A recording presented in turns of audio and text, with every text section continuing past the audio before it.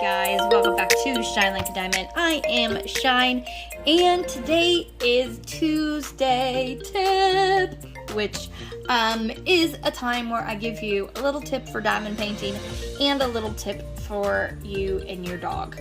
I know it's a weird combination, but it's for fun, and these videos are just, you know, quick little tips. They're not anything drawn out long videos. So today my tip is to show you, because I get asked this all the time, on how I do a typical like kit up with my trays.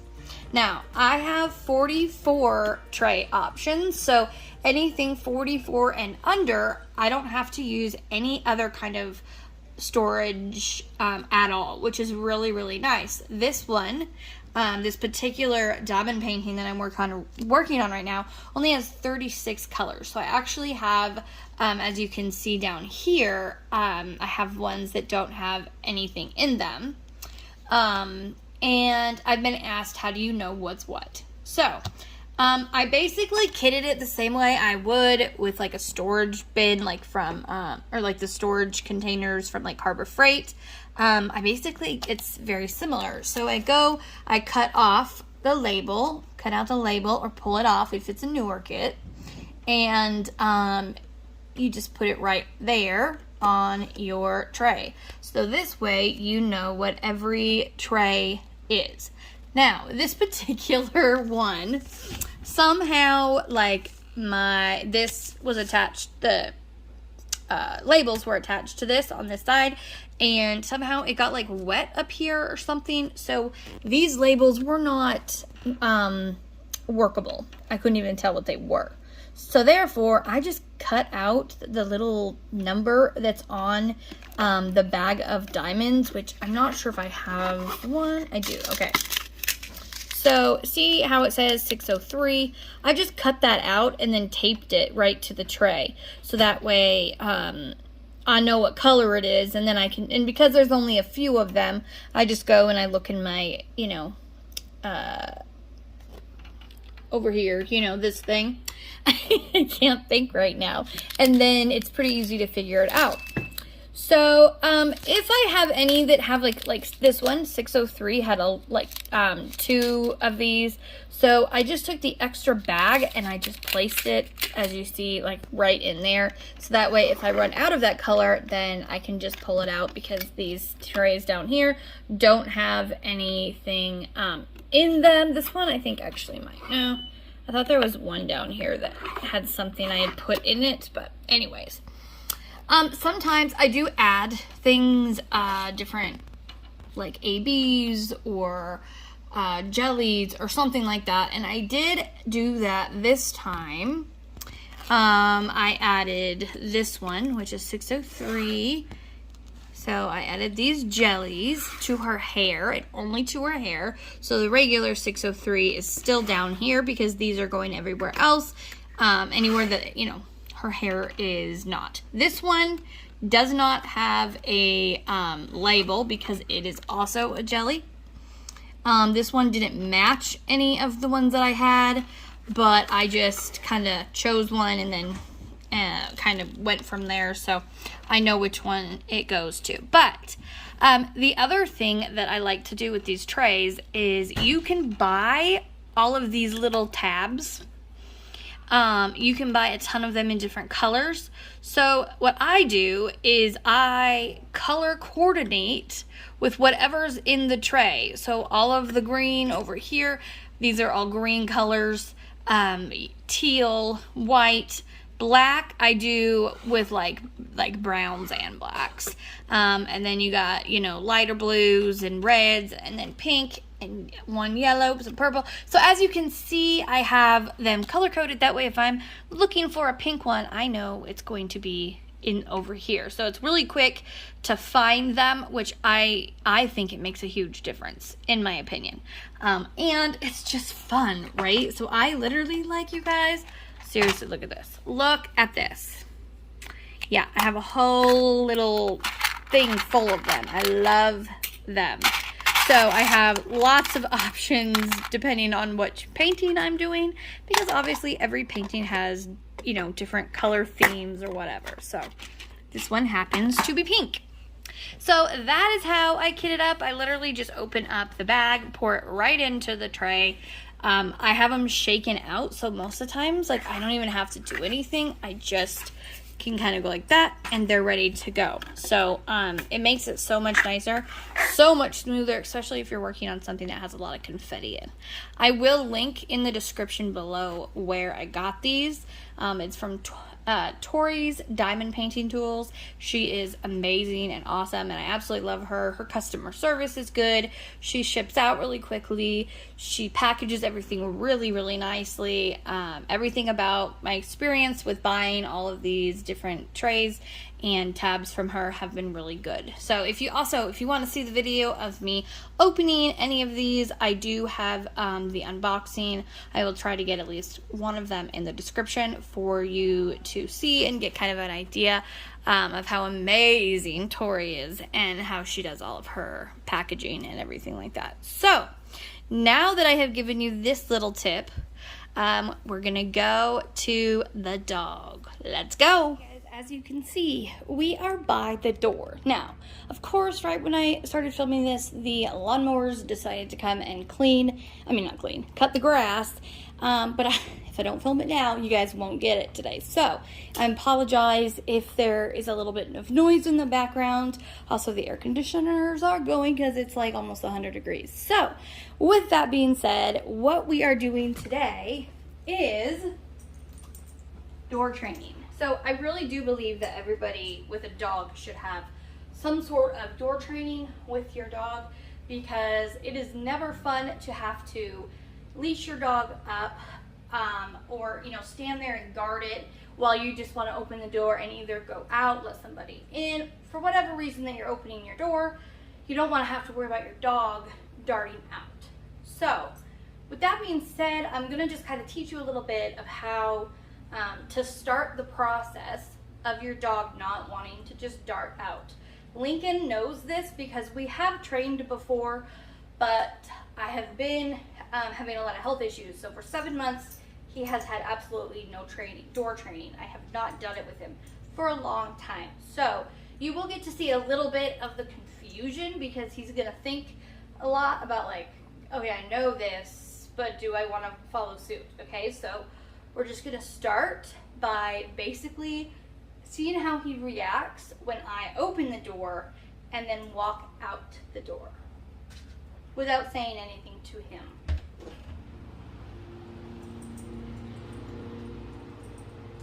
Okay, so now we know. Come here, Negan. So, 7 months ago, he would have stopped and waited for the okay. He looked at me 3 times. If you put it in slow motion, you can see him looking at me for some kind of like reassurance that what you're doing right now is okay, because he was just a little bit on the confused side, but he still did it without hesitation. That is, to me, no good. Now, I know to a lot of you, you're thinking, that's amazing. My dog likes to practically maul me over when I try to, exit the door. So by bringing your dog to the door with a leash, so if, they are a bolter, you've got your assurance here. You also have your treats in your hand, because your dog is going to want the treats. Come. You're going to sit your dog by the door and treat them when they do. Okay, so first thing you want to do is just touch the door handle. If they remain sitting, because I can talk, if you touch that door handle and they remain in a sitting position, treat them, okay? If you can't, then you need to be a little bit more clear with your dog on when you go to touch, stay, good boy. And also this, stay, and then treat. They will notice you touch the door, but it's quick. So that way they stay seated, and then they get the treat and think, why did I just get that? They will start putting it together. Oh, touch the door, stay still, treat. Okay? So then you can start to go slower and hold on to that door. Even push the handle down. Do not open it yet though. If they are sitting, let go and treat. Good boy. He's a good boy. Then once you can push that handle down, and they're still sitting, and you don't feel like they're just about to run. When you get to that place where they're sitting and waiting for you, then what you want to do? Open that door, turn, immediately close the door, and give them a treat. Yes, because he did not move when I opened the door. Okay, so that's the next step. Once you get there, you then open the door, take a step out, take a step back in, close the door, and treat. Yes, good boy. And he didn't even think about moving, so he gets lots of treats. You can do any treats you want. You can do store-bought things. You can do meat, cheese, anything. And I honestly, this is the size that I give him. So therefore, okay, I told him to stay. So he's like, I'm not moving. This is the size that I give him. So it's just about the size of a pea. So it's not, you don't have to worry about giving your dog too many treats. If you put them, if you give them just a tiny bit, that's all they need. Just a taste. So come. Yes, good boy. So now, to get through the door, what you want to do is you want to go through, then turn and say, okay, and let them come. When they come, you treat, okay? Treat, treat, treat, treat, treat. Then turn around, walk back in, close the door, and treat, treat, treat. They don't have to be sitting. It's just replanting in their brain what the thing they just did was a good thing because they're getting rewarded for it. And you have to do these steps over and over and over. It's not going to be like Lincoln because he's had a lot of what we call door frame training. He won't go through this door without the okay, typically. Now, if I go through, then he thinks, oh, we're going somewhere, I'm allowed to go. That's what he was just thinking, even though he still should have waited. But if this door is opened, in the evening or something, and nobody's going anywhere, he will not go out this door. He will stand right here and wait. The only person that he breaks that seems to be my mother. He gets real excited. Yes, you go, good boy. So, but typically he will just stand and just go crazy because he wants out. But he knows it's like an invisible door to him. He knows that, nope, I cannot go outside. I cannot pass this area without somebody going with me and letting me come. So now we're just gonna, this is your next step, okay? You're gonna go, okay, good boy. You're gonna come out just a little bit. Good job, Lincoln. Oh, such a good boy. Yes, you're such a good boy. Yes, you are. Okay, come on. Yes, good boy. So he's very attentive. He's paying attention to what I'm telling him. He's looking at me. He's waiting for instructions. And he's waiting for these. These are magic, I tell you. So this step is showing them once they get out, they don't always have to come right back in. You can play with them a little bit. You can give them treats. Now, it's hot out there. And I'm also not supposed to be standing for long periods of time. So he is not going to get all of that. But that's okay. He doesn't care. As long as he gets the treats, he's good. He is good. So now we're going to try again what we did in the beginning and see if he has kind of refreshed his brain with it.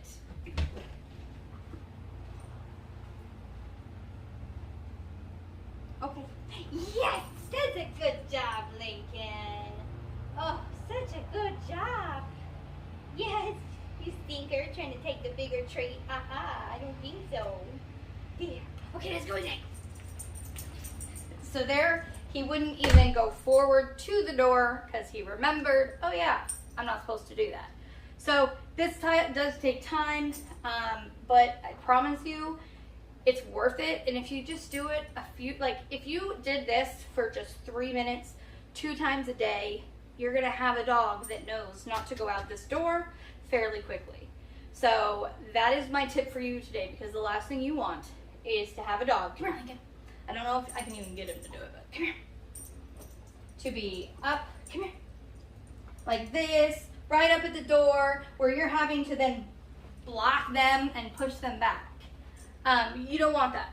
You don't want that. You don't want them darting out and getting possibly, running around, getting hit by a car. So this isn't just because it's nice to have a dog that doesn't maul you over, but it is safety for them. Big time safety for them. We'll do it one more time, just because you want the treats. See it? Good.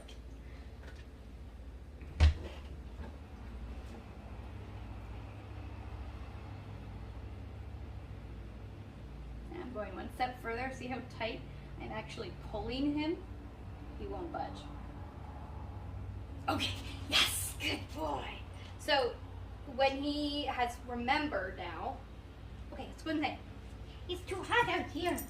It's too hot. So now that he's remembered that he's not allowed to go without permission, I can literally pull like I was. The leash was extremely tight. It was pulling him forward, yet he still didn't move. I didn't have to say stay or wait or anything, because it just, all he needed was a little refresher. So if you have any questions about this, if you get stuck in any position, if you get stuck at just touching the door and your dog is still trying to go forward and you need a little extra help, please feel free to message me. My information is in the description below.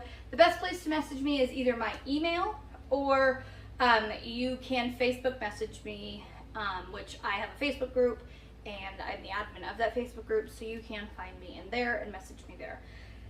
I see those the quickest, and I'd be more than willing to help any dog in any position, because my goal for making these tips for you is not only to have fun and maybe have some cute little party tricks, but also to keep you and your dog together, safe and happy and not stressed. Because when you have a dog that is constantly disobeying, it puts stress over everything in the house. So, and then sometimes the dog ends up having to leave. We don't want that. So, if you have any questions about anything training related, I will do my best. I am not a certified dog trainer. I do want to put that disclaimer on here. I did work with a certified dog trainer as her assistant trainer for 2 years. However, I am not a certified dog trainer. So just a little disclaimer there. So I hope you have a wonderful day today. Come here with me, please. With me. Good boy. Stay. And as always, don't forget, you are braver than you believe, stronger than you seem. You are smarter than you think, and so is your dog. And you are definitely loved more than you know. With that, keep on shining, and I will see you next time. Bye. Can you say bye? Bye. But that wasn't a very good wave. Bye. Good boy. You try again? Bye. Do two waves. Bye. Come on. Come on. Good boy. Sit. Okay, sit. Now say bye. Use your voice. Use your voice. Good. There's that good boy. Can you whisper? No, whisper. Whisper. Whisper. Good boy. There's a good boy.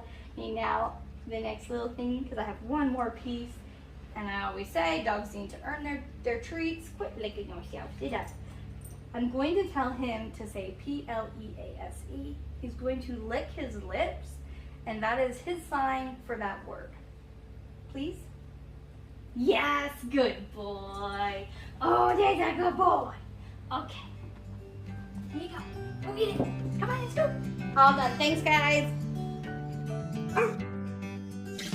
Thank you for watching, and if you haven't already and would like to subscribe, don't forget to hit the subscribe button below and the bell icon so you can be notified anytime I put up a new video.